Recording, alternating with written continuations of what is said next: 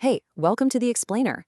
Today, we're going to pull back the curtain on the magic that happens inside every single power adapter you've ever plugged into a wall. We're talking about two key ideas: rectification and smoothing. We'll see how that wild power from the outlet gets tamed into something your electronics can actually use. So let's kick things off with a question that honestly is part of your everyday life. You plug your phone in, you plug your laptop in, but have you ever stopped to think what's really going on inside that little power brick? How does it take wall power and not, fry your expensive gadget? See, the whole problem boils down to this. We've got two totally different kinds of electricity at play. The stuff coming out of the wall socket is alternating current, or AC. It's constantly swinging back and forth, reversing directions dozens of times every second. But your electronics? They need direct current, DC, a nice, steady, one-way street of power. They just can't handle AC's chaotic nature. Okay, so what's the fix? We need a way to convert that wild AC into steady DC. And that whole process, it's called rectification. The goal is to stop the current from reversing and force it to flow in only one direction. The hero component that makes this possible is the diode, which is basically an electronic one-way valve. Now, the simplest way to do this is to use just one diode. It acts like a bouncer. It lets the positive part of the current wave go through, but when the current tries to reverse and go negative, the diode just blocks it completely. This is called half-wave rectification. But if you look at that graph, you see these huge gaps.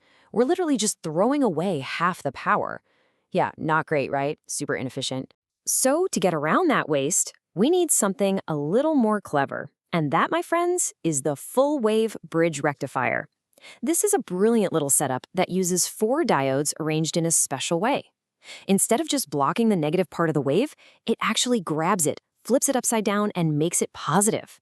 This way, we get to use the entire AC wave. No more waste. Okay, let's get into how this thing actually works, because it's pretty slick.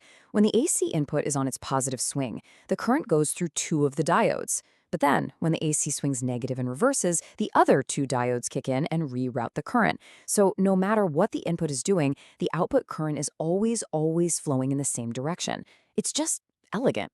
All right, so we fixed the whole going in the wrong direction thing. Awesome. But we've got a new problem. Look at that output. It's a series of positive bumps. Sure, it never goes negative, but it's constantly dropping down to 0 volts. This lumpy, pulsating DC is still way too unstable for a computer chip. We need to smooth out those bumps. And this is where our second hero comes in, the capacitor. We connect it right across the output. The best way to think of it is like a tiny, super fast water reservoir. When the voltage is rising up to a peak, the capacitor is gulping down energy, charging itself up. Then, just as the voltage from the rectifier starts to dip down into one of those valleys, the capacitor opens its own floodgates and releases that stored energy, propping the voltage up. It's kind of like that saying, good guy capacitor. Be like a capacitor, help your friend. It sees its friend, the load, is about to run low on power, and it steps in to help. And look at the result. It's a total game changer. The capacitor fills in all those valleys between the bumps, turning that ref output into a much flatter, more stable DC voltage. Those tiny little waves that are left over are called ripple, and the bigger the capacitor you use, the smaller that ripple gets. All right, enough theory, let's get our hands dirty and see how this all works in a real-world problem. This is where we can really connect the dots and see what these circuits are capable of. Okay, here's the setup for our first challenge. We've got a full-wave rectifier. The input voltage is 240 volts RMS. That's your standard wall power in many places. And it's powering a load that has a resistance of 17 kilo ohms. So let's figure out what's going on. First thing we got to do is find the peak voltage. That 240 volts on the slide, that's the RMS value. You can think of it as a kind of useful average. But the circuit itself, it has to deal with the full peak of that AC wave, which is always higher.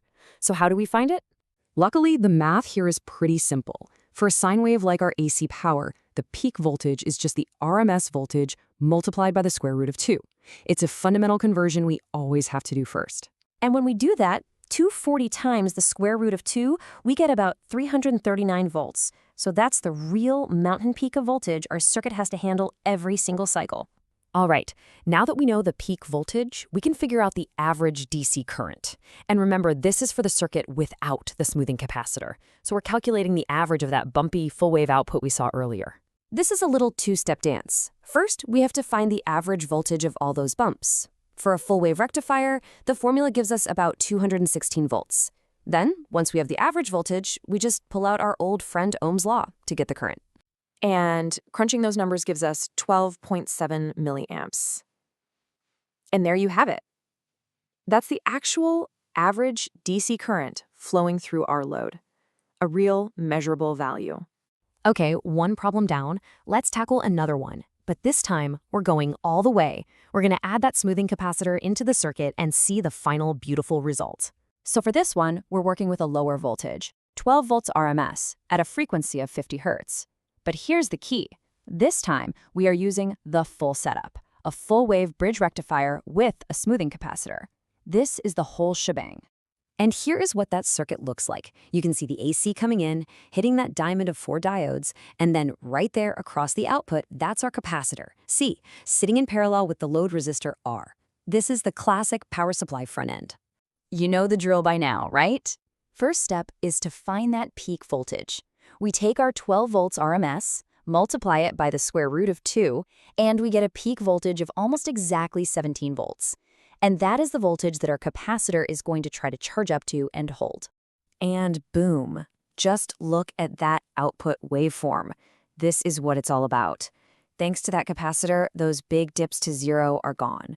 What we have is a beautiful, nearly flat line of DC voltage, hovering right around that 17-volt peak.